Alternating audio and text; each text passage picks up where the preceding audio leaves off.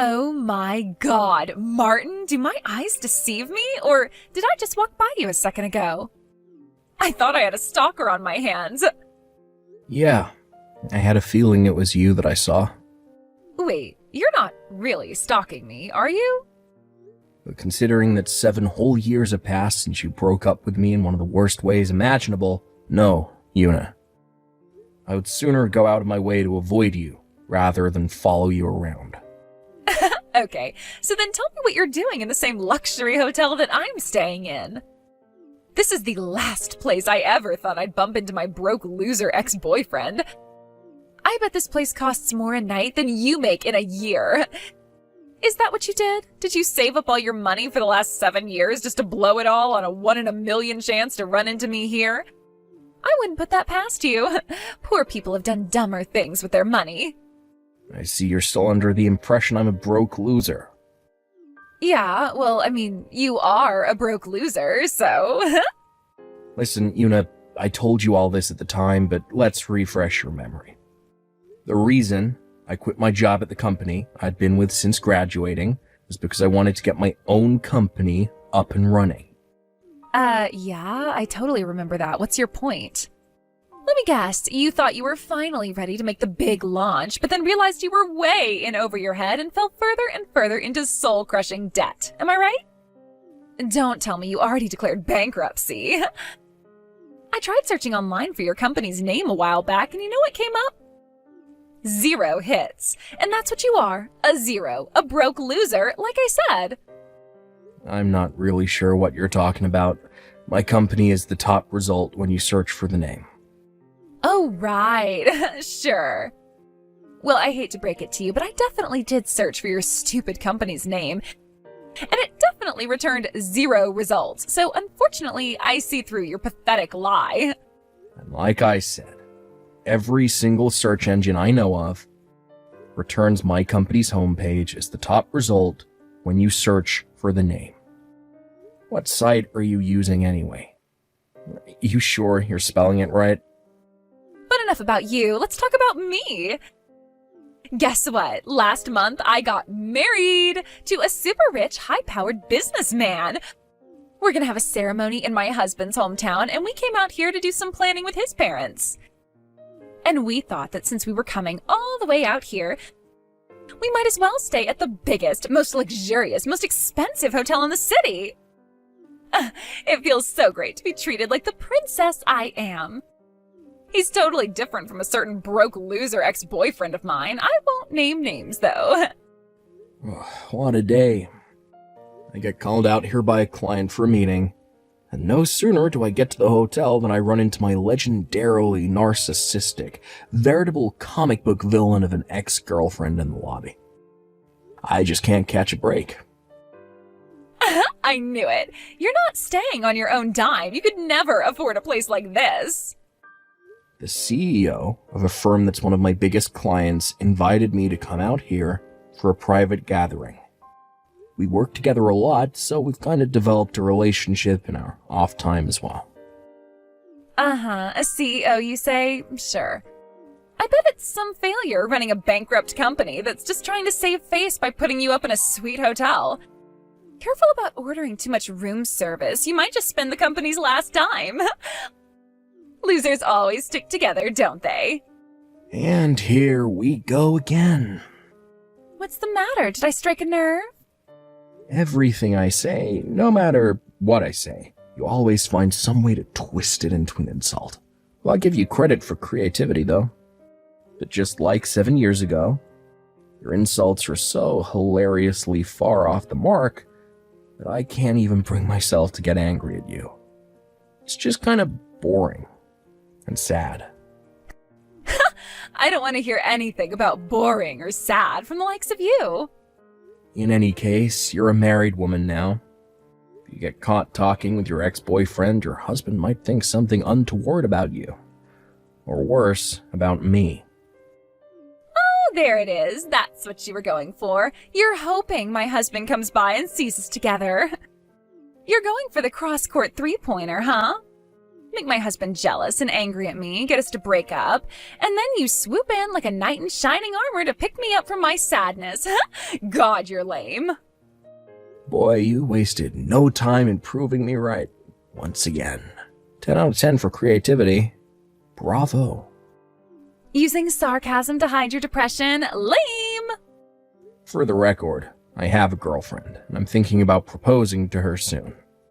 What? I don't know what your schedule looks like from here on out, but in the event that you're going to be staying here for a while longer, do me a favor, and if we ever happen to cross paths again, let's just pretend we've never met before. I mean, God, I wish I'd never met you. You're not fooling anyone, loser. You know you still want me. I'd rather get, I don't know, AIDS, cancer, and Ebola at the same time than get back together with you. Again, not fooling anyone. Enjoy your delusions, Yuna. I hope you have a nice stay here. Bye. Hey there, Martin. You alright? Huh? Oh, Isaac, it's you. What's up? Nothing serious. There's just something odd that happened downstairs a minute ago. I'd gone down to the lobby to take care of some business, and I'd stopped by the executive lounge to grab a drink before heading back to my room. And while I was there was this woman, talking in a bizarrely loud voice, the guy who looked like he was probably her husband.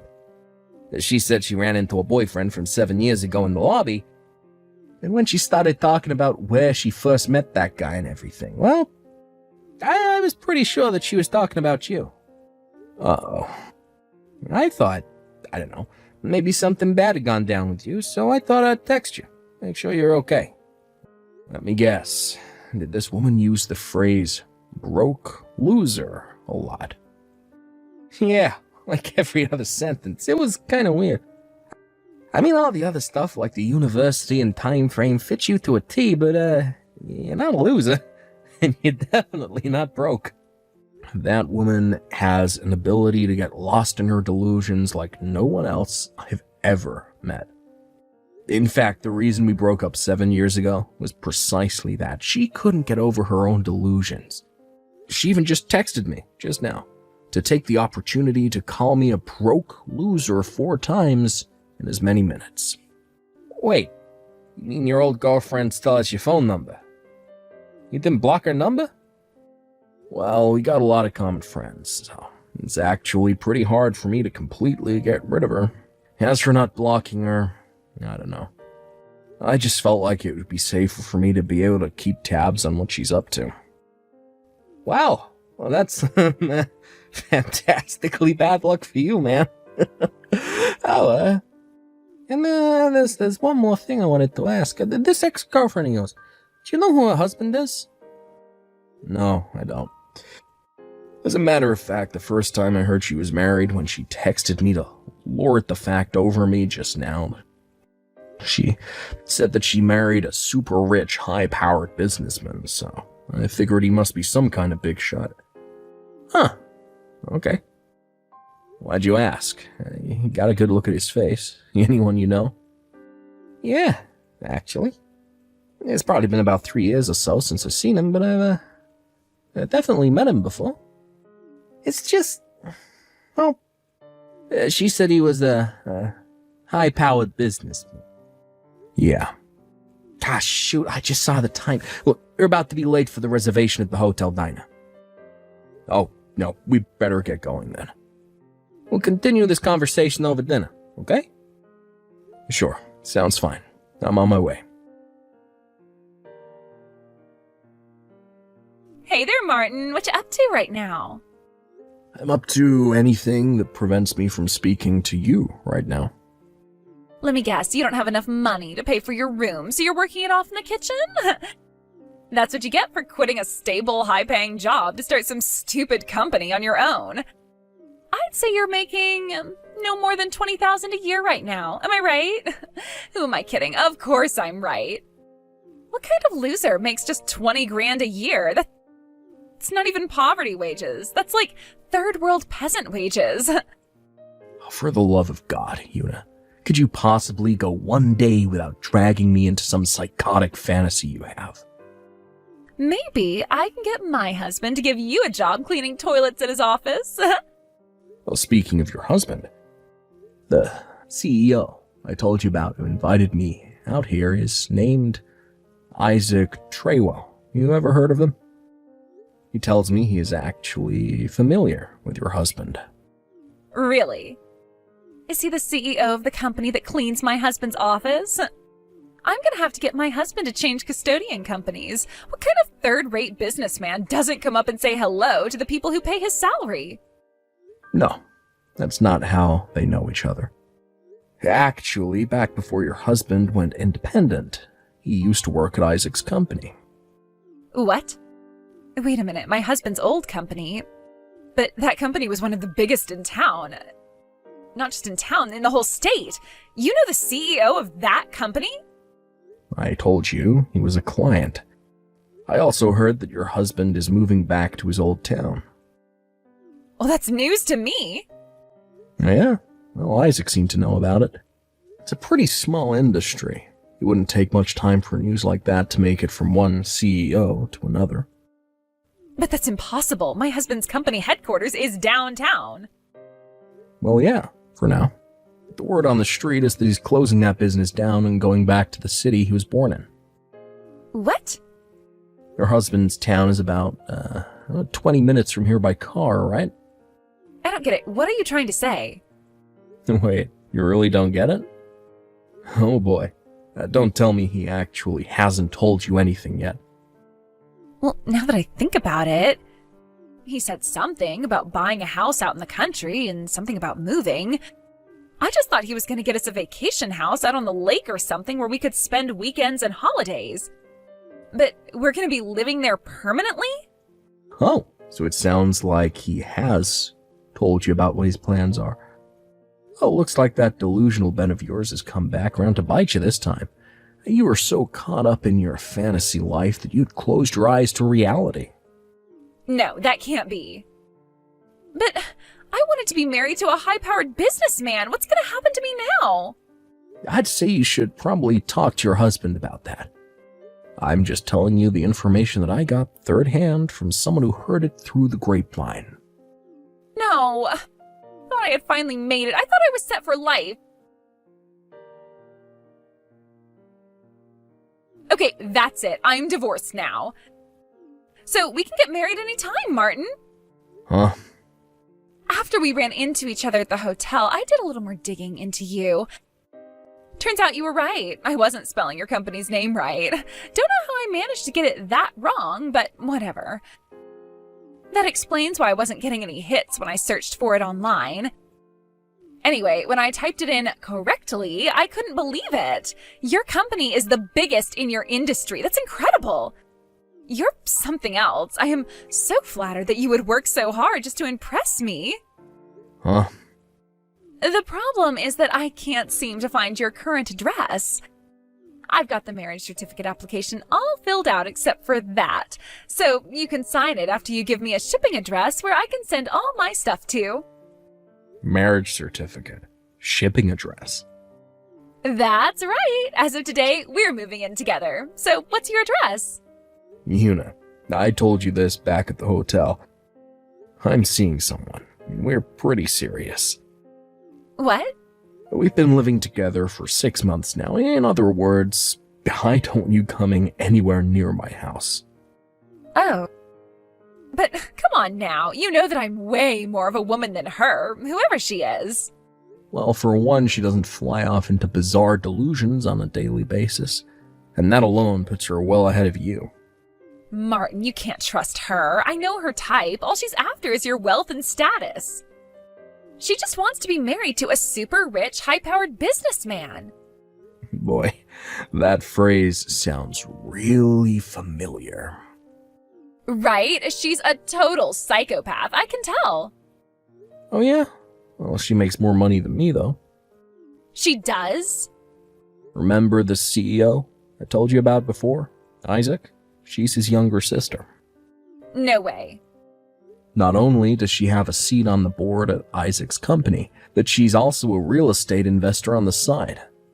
Well, compared to her, I'm basically like the nighttime janitor at a convenience store.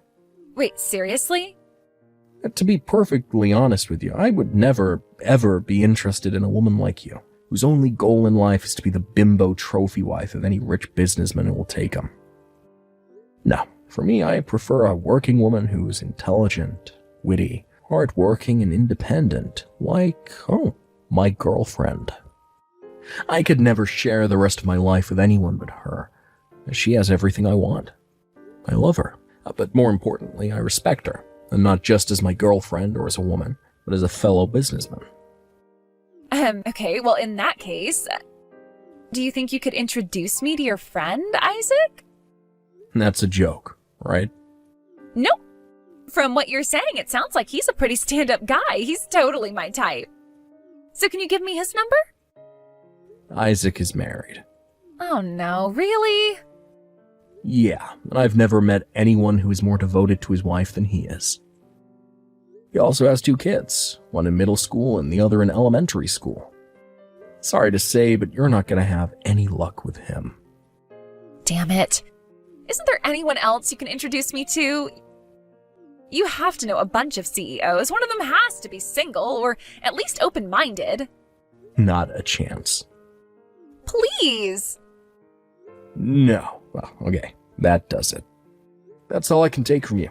I'm never speaking to you again. Goodbye. Martin, don't go! Martin, answer the phone, please! I heard about what happened next from one of our mutual friends. Apparently, Una was so certain that she and I were going to get married that she told her husband that she would pay him off to let her go without a fight. Now, she wasn't too concerned about the money since, again, she was positive that I was going to foot the bill for her.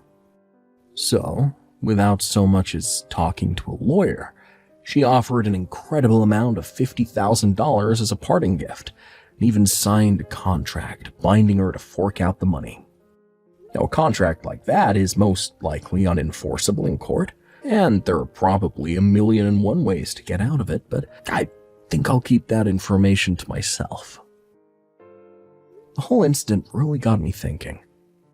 Maybe these delusions of hers are getting out of control, or maybe she needs some special help to deal with them. Well, her family apparently got the same idea.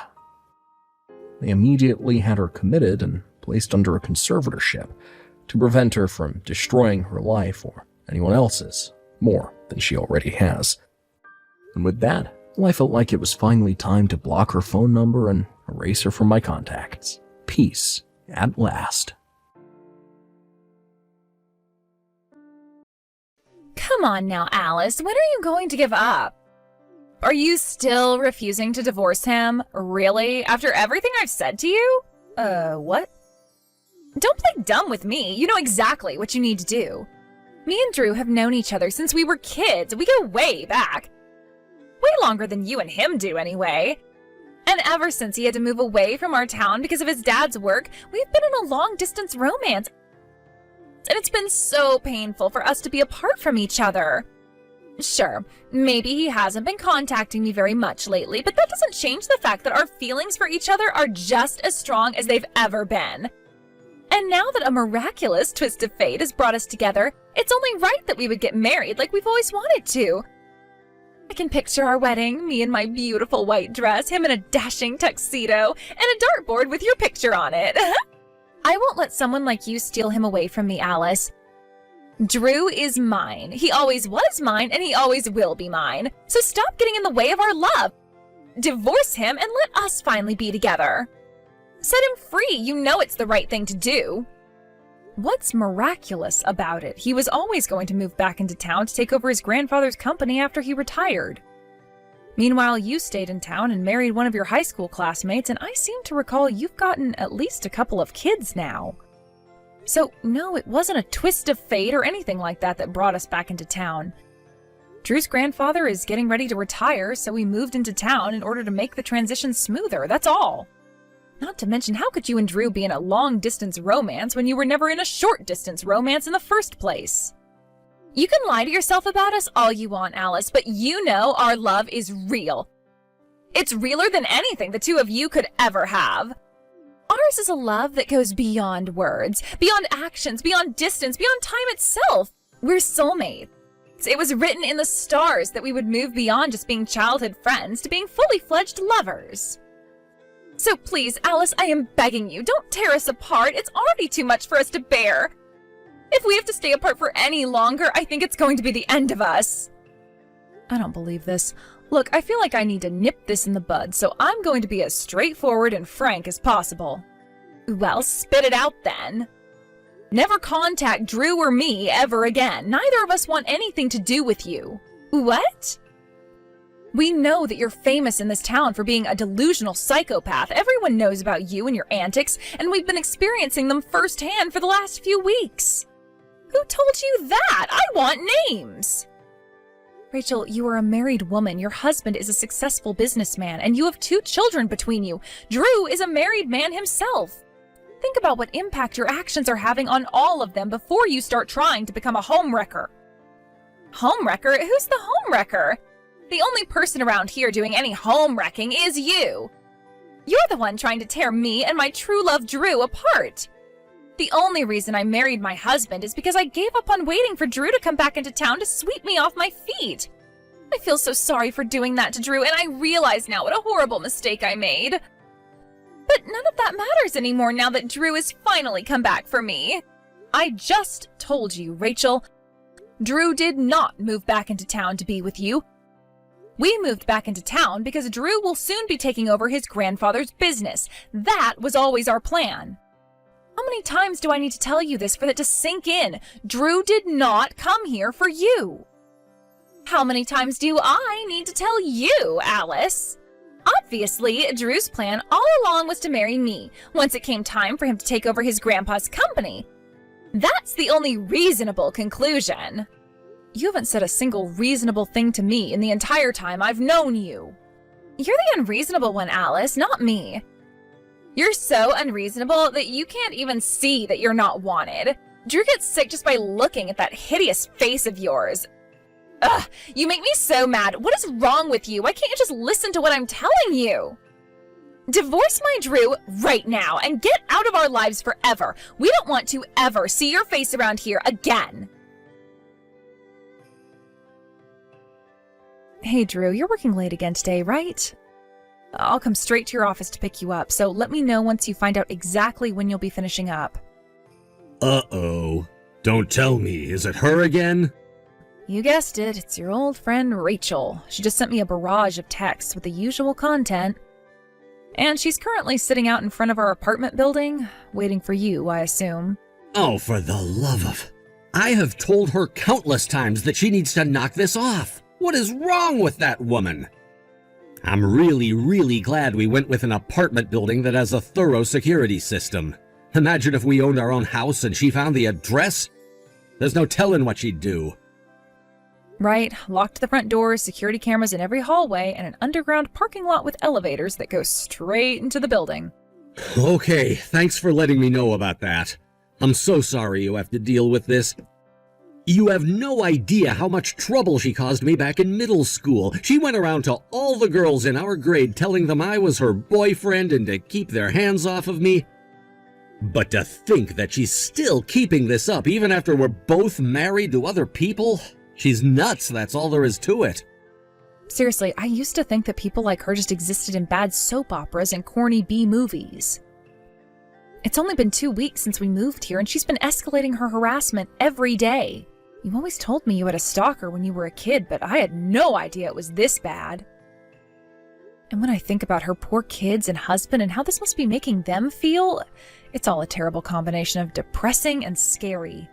Yeah, that's the worst part for me. About her family, though, I heard an interesting story from an old friend of mine. Apparently, her current marriage was arranged by their parents. Whoa, an arranged marriage? At the time, the company her husband runs now was teetering on the brink of bankruptcy, and Rachel's father, an influential businessman in his own right, agreed to supply the company with much-needed funding in exchange for her getting married to the former owner's son. Wow, that sounds like something medieval European nobility used to do. Right? It's honestly crazy that either Rachel or her husband consented to it, but for whatever reason they ended up getting married. It gets more interesting, though. Their positions have reversed. Right now, Rachel's dad's company is failing, and her husband's company is the one giving out financial assistance. Seeing as though Rachel's dad did save his company back in the day, it makes sense he would want to return the favor, but it's also a big reason why it would be difficult for him to divorce her. The friend who told me all of this actually is a drinking buddy of Rachel's husband's, and apparently all it takes is a few beers for him to start talking about how badly he wished he had an excuse to get rid of her. Wow, that is one messy family situation. Yikes. Right, but knowing how much of a disaster area Rachel is, I can't say I blame him. Seriously. Okay, well, I gotta get back to work now, Alice. Oh, right, you're at work now. I'm sorry, honey, I'll let you go. Nah, it's fine. I should be thanking you. All I've got left on my plate today is some last-minute preparation for my business trip next week, so I'll probably be leaving in about an hour. I'll call you when I know for sure. Gotcha. Talk to you later. Tick-tock, Alice. Every day is one day closer to the day Drew and I will finally be together. There you are, Rachel. What's up with the stack of divorce papers you left on our mailbox? Huh? What do you mean? You know what I mean. You left a stack of divorce papers in our mailbox with your signature on it. Just what do you think you're doing, Rachel? I don't get this at all. Oh, oopsie-doopsie. Looks like I switched the envelopes. I guess the one I gave to my husband was the one I meant to give to you, and the one you have right now is the one I was supposed to give to my husband. What? I guess I should have probably written something on the envelope so I could identify them easier. Would you mind meeting up with my husband and trading envelopes? Hold on. Does this mean that you actually intended to divorce your husband? Of course. Drew is finally signaling to me that he's going to leave you for me, and that gave me the courage I needed to kick my useless husband to the curb. This is giving me a headache. Exactly how is Drew signaling anything to you? I know everything, Alice. Drew's going out of town on business today, right? Oh, and don't bother trying to hide it. Your daughter told my son all about it at daycare yesterday. I mean, yes, he is, but what does that have to do with anything? Aw, you poor thing. You really don't get it, do you? Drew used your daughter to get a message to me through my son. He wanted me to know. Sure, he's telling you it's for business, but the truth is that he's using it as cover to finally be together with me. No, it's just an ordinary business trip. How can you be this delusional? You're just telling yourself that to cope with the shame and sadness of your husband abandoning you. But you finally get it now, don't you? After decades of waiting, Drew and I are finally going to be united in love this very night. I know my words are falling on deaf ears right now, but every single thing that you just said is a bunch of deranged, delusional, psychopathic nonsense. You really are determined to deny reality, aren't you? But you're too late. I just checked into the same hotel where Drew is staying. You what? I can't believe this is actually happening. Yeah, I followed him in his car all the way here. I know he was expecting me, but I still wanted it to be a surprise. Okay, this has just moved beyond annoying and into the realm of positively terrifying. Don't you dare go near Drew, do you hear me? I'm just glad they had open rooms available. I don't know what I would have done if they were fully booked. I wonder what Drew's gonna say when he proposes to me. What should I wear? Oh, I'm so excited! But my first order of business is to find Drew's room. I bet he's booked one of the big fancy suites for us to spend our first night in. Drew, are you in your hotel room right now? Hey, Alice. Yeah, I am. I just checked in a little while ago. I've got some free time in the evening, so I thought I'd step out of my room for a little bit and take a walk to unwind from the trip. Don't. Drew, whatever you do, do not leave your room. Lock the door right now. What's wrong, Alice?